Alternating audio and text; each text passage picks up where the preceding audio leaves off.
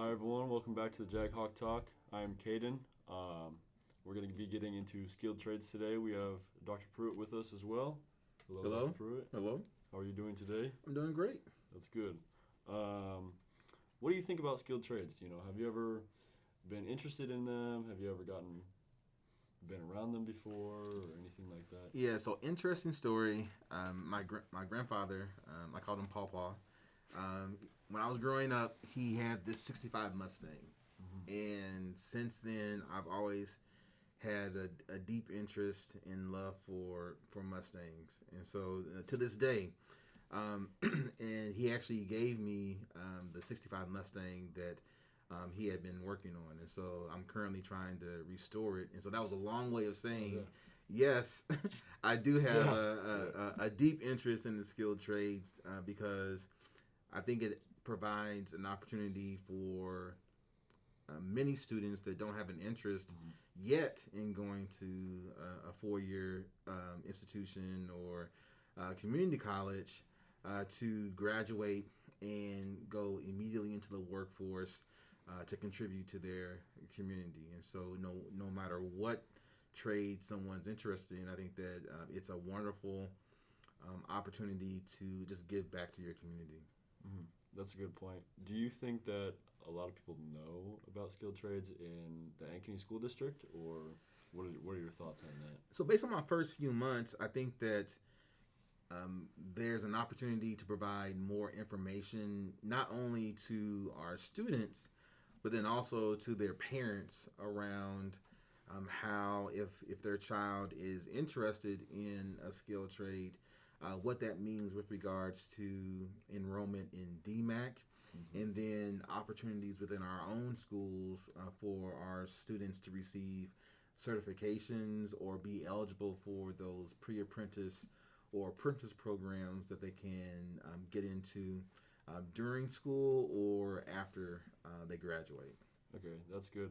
Do you think that a lot of people know that DMAC offers skilled trades programs? I think they do. I think that it's going to be my job to again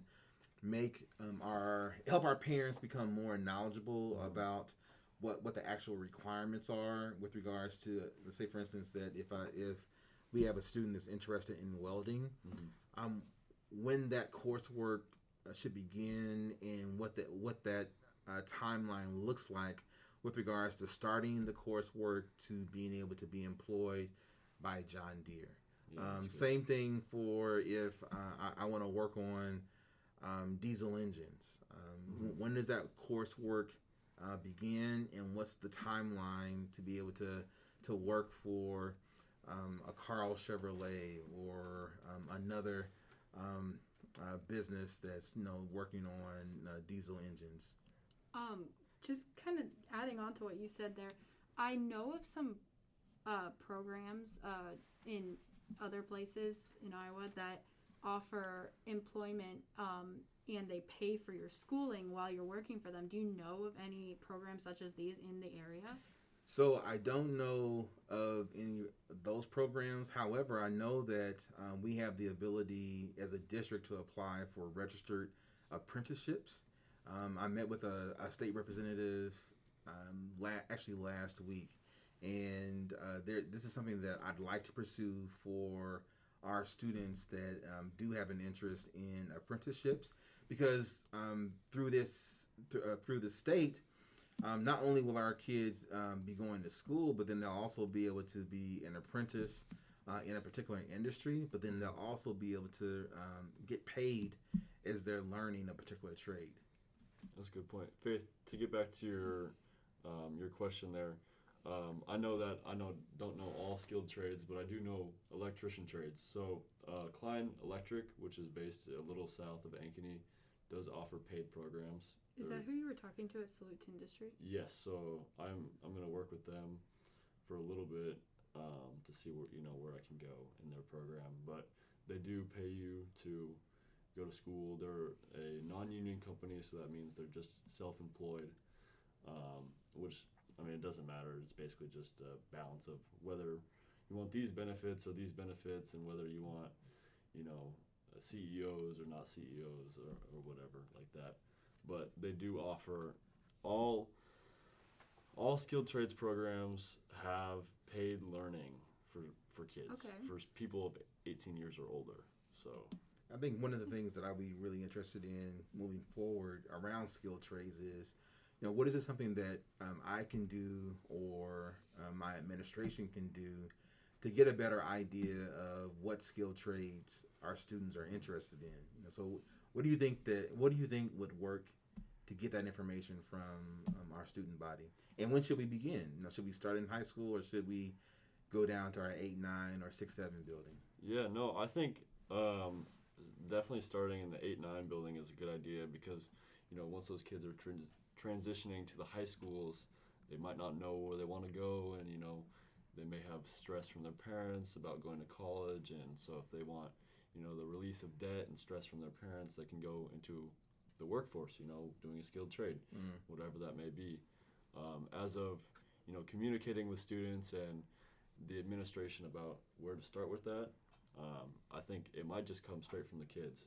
I know last year, me and my friend Carter Dirksen worked on a skilled trades project through Orbis, and one of our goals was to get some personal information and experience so that we know what to do when it comes to finding a job or helping others get interested in the trade. And that's what he did for me, so I want to help others do that as well. Yeah, that makes sense. And so sorry, I just a little bit more. Yeah. Talking to the counselors is probably a pretty big thing because they know the students, they know what the students are taking, and so if the counselors can connect the students to programs where they can do skilled trades, that'd be really beneficial for the students. And so you bring up two things: the importance of counselors, and we've talked about the role of the transition counselor through DMAC. I think that could be a really key asset for us with helping students in our 8, 9, and 10, 12 buildings. But then also, I think it's just really important that we understand. When I say we, the superintendent and my team understand. So what are some of the stereotypes that we could help eliminate with regards to skilled trades and students pursuing the skilled trades? Yeah, so I mean, the first thing that comes right off my head is a lot of people think that it's extremely backbreaking work, and don't get me wrong, it's not super easy work. But, it's work that's going to put you in a place where you're financially stable and you have good benefits, and, you don't have to worry about debt because you're getting paid to learn instead of having to pay to take classes and whatnot. And So that's one of the main things. necessary. Yeah. Is, probably one of the harder things for people to understand is tools really aren't super expensive. A lot of times you have to buy tools to get into a skilled trade program. And sometimes those tools can be really expensive. I know. Right. I know. I was looking at tools today, actually. But companies that are hiring you will actually give you discounts on their own tools that they sell. Oh, I didn't know that. Yeah. So it's comes with a lot of benefit for that, anyways, because they can get really pricey. So. Caden, you said that you did like the skilled trades project and everything, and you had some job offers and everything from these people. Yes, I did. Yeah. How important is it to get to know the skilled trades like in your community? So I think it's pretty important. If you're someone who's interested in a skilled trade, let's say like me, and I wanted to be an electrician, and you build connections, build bridges with those who are in higher places where they can give you applications. I know me and Carter were offered applications for Klein Electric to go work with them. And I know I was also offered a position to work in their warehouse this summer. But I got connected with Baker Group through someone else to go work in their sheet metal shop doing another skilled trade. So, and so from a student's perspective, what can I do to support students that might have an interest in skilled trades moving forward? I would say probably the biggest thing that was going on for me and some of my friends was having knowledge of the skilled trades that are actually available to them and how easy they are to get into, because I didn't really realize that all I needed for skilled trades was a little bit of algebra, a little bit of reading, and just some basic writing skills, and like the comes down to what Joel Fox, our instructor, said in Orbis. Can you read a tape measure? And if you can, then you immediately have a job in a skilled trade. Right. So, when did you know that you were interested in becoming an electrician? So I for sure knew last year that I wanted to be an electrician, but I was kind of floating around a little bit before then. So that was like my freshman year, my sophomore year, but junior year it really set in for me once I got into Orbis that I wanted to be an electrician, and that's what I wanted to pursue. So yeah. Do you think that those transition counselors could maybe play a role in like making those connections with the community? Absolutely. I think that, again, I'm really excited for ours to be identified and start, but the connections that our transition counselor can make with not only people at DMAC, but then also the connections that the transition counselor will be able to make to our business owners and those businesses interested in having students come for apprenticeships or internships, I think will be a very pivotal role for the person that we identify for our district. That's good. I guess I have one final question for you. Yeah. If you were to get on another path to do another career, would you be interested in doing a skilled trade?